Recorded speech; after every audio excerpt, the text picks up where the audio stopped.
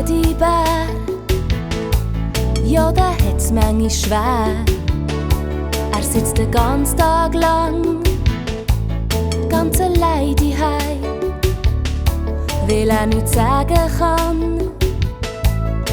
Wird vielleicht sagen nein, ich bin doch kein Legostein. Könnte er reden, würde er sagen, ich fühl mich völlig matt und hab mein öde Teddy-Leben total satt. Darum nimmt der Flori seinen Teddy immer mit, bei jedem Schritt und Tritt seinen Teddy Freddy mit. Drum hat's der Freddy-Bär überhaupt nicht schwer. Ja, so hat es gern so einen Teddybär. Es gibt doch nichts, was schöner wär für so einen kleinen Teddybär, als jeden Tag auf Erden verküsst und verdrückt und verknuddelt zu werden.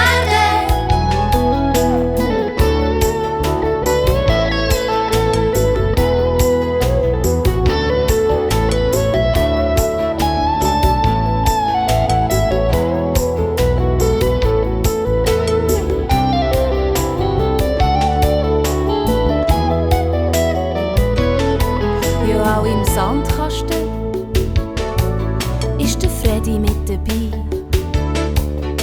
Darum sind beide gestern Abend ziemlich dreckig gsi. Die Mami meint verzweifelt, habe ich denn nie Ruhe? Nimmt der Teddy, rührt ihn nie und macht die Waschmaschine zu.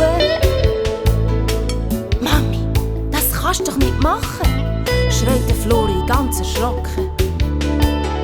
Zu den dreckigen Sachen und zu den stinkigen Socken.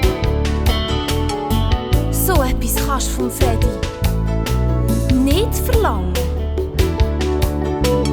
Komm, Freddy, komm in die schön warme Wanne. Drum hat's der Freddy-Bär überhaupt nicht schwer. Ja, so hat es gern so einen Teddybär. Es gibt doch nichts, was schöner wär für so einen kleinen Teddybär, als jeden Tag auf Erden verküsst und verdrückt und verknuddelt zu werden.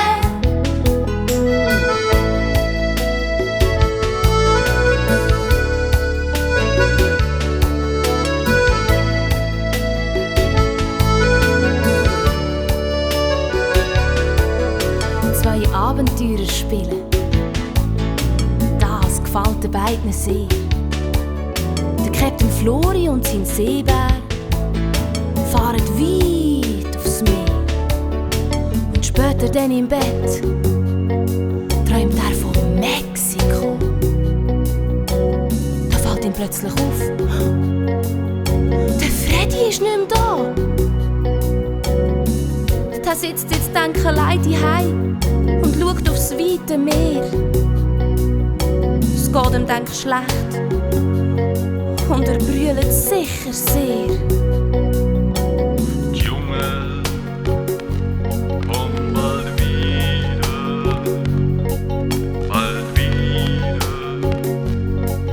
nach Hause. Dem Flori tut so leid, drum will er sofort heim. Da wacht er auf und merkt, es ist nur ein Traum. Oh nein! Der Freddy, der liegt neben ihm und ist gar nicht fort. Und er brummt ganz zufrieden: Alles klar, keine Panik, alle Mann an Bord. Drum hat's der Freddy-Bär überhaupt nicht schwer. Ja, so hat es gern so einen Teddybär.